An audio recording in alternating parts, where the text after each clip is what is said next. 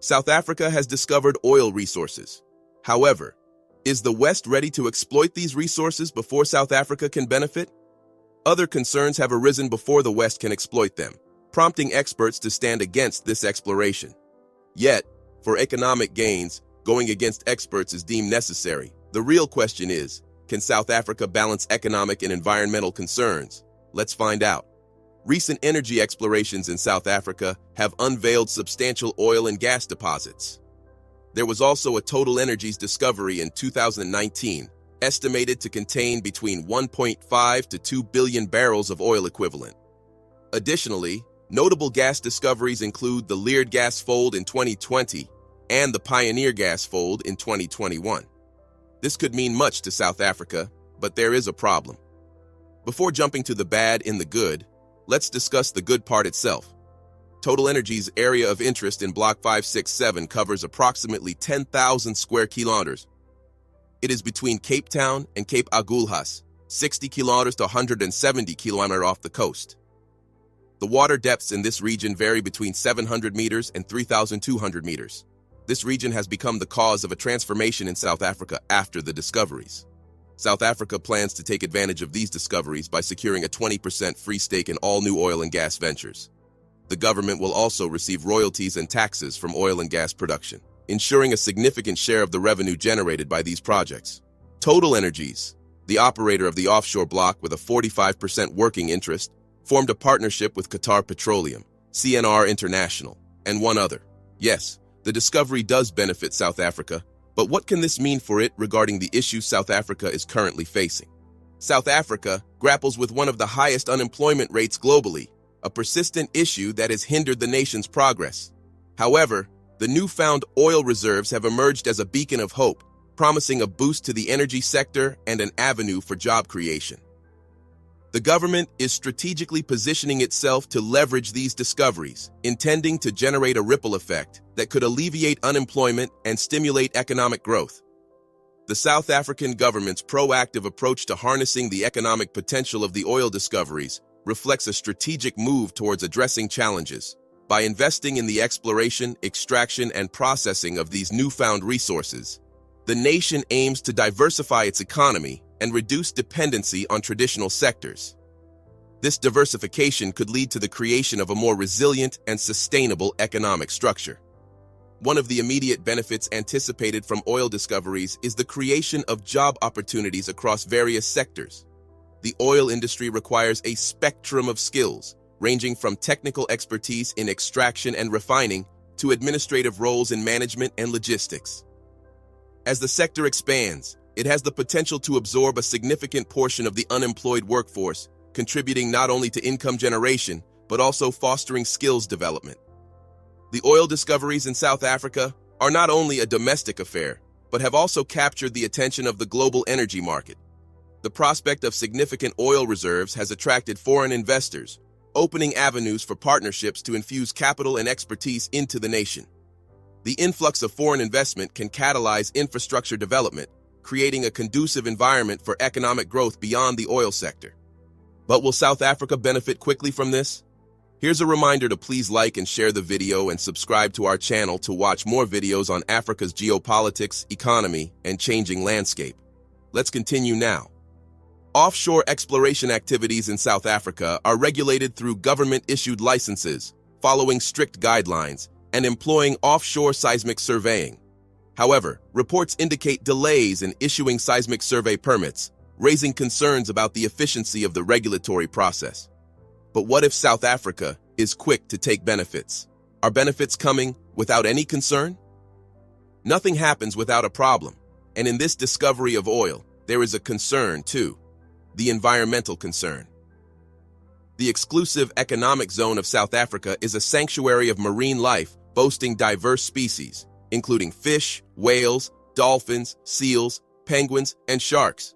Environmentalists and concerned citizens oppose the potential environmental fallout from oil exploration in this ecologically sensitive area. Their primary worry is that the extraction and processing of fossil fuels could have detrimental effects on the delicate balance of the ecosystem, disrupting habitats and endangering numerous species. As South Africa seeks to harness the economic potential of its newfound oil wealth, the nation finds itself at a crossroads between progress and environmental responsibility.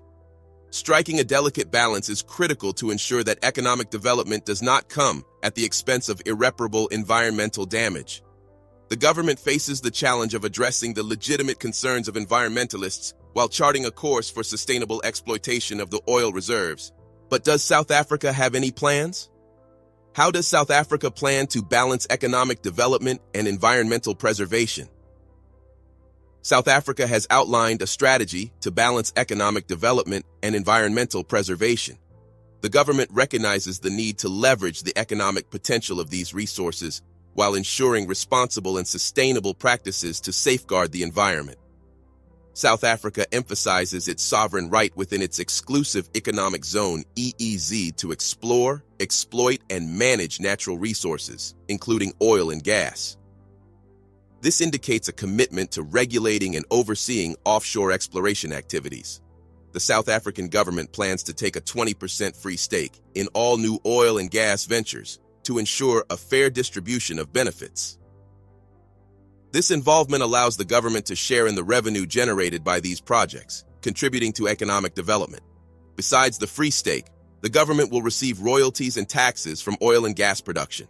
This financial contribution from energy companies operating in South Africa aims to contribute to national revenues and support various government initiatives. The partnership agreements between the government and energy companies, such as Total Energies, include provisions for community benefits. Companies are expected to invest in community projects ranging from infrastructure development to environmental protection measures. Before proceeding with drilling activities, companies must conduct thorough environmental impact assessments. This includes offshore seismic surveys that use compressed air to create sound waves, with measures in place to minimize disturbance to marine life. However, environmentalists ask one simple question. Why did South Africa's Environment Ministry approve Total Energies' offshore drilling despite the concerns?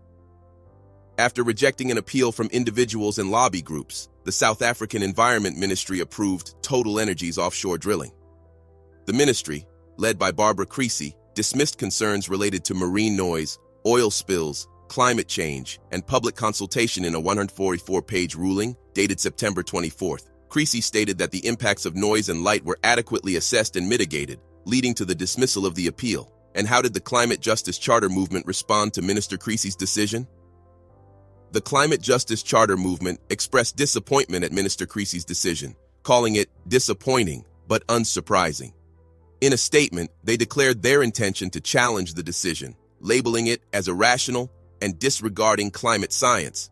This suggests ongoing opposition and potential legal action against the approval. Now the question arises, who are the key stakeholders in Total Energies' drilling project in South Africa? Total Energies, the French energy company, is the operator with a 40% stake in Block 567. Shell holds another 40%, and the national oil company Petro SA holds the remaining 20%. This partnership outlines the key players involved in the exploration and drilling activities off the Cape Coast. But while the environmental concerns can be tackled, can we trust Total Energies? How successful were Total Energies in previous gas discoveries off the South African coast? Total Energies discovered two massive gas fields off the South African coast in 2019 and 2020. These discoveries made the company a significant player in the region's energy sector. The success of these previous gas discoveries likely influenced the decision-making process regarding the approval of further exploration. When is the expected timeline for the first drilling activity in Block 567? According to a source at the Upstream Petroleum Regulator, plans for drilling the first well in Block 567 are at an advanced stage, with expectations of commencement early next year. This timeline suggests that the drilling project is moving swiftly despite the ongoing concerns and appeals. Do you think this oil discovery will change the employment dynamics in South Africa? Can any nation prioritize both economic and economic concerns at once? Let us know in the comment section if the West will try to exploit these oil resources. Do you want to watch more videos like this one? If yes, subscribe to our channel and press the bell icon next to it. We have decided to bring videos on something nobody talks about: African politics, economy, and increasing power. Thanks for watching, and until the next video, Stay tuned.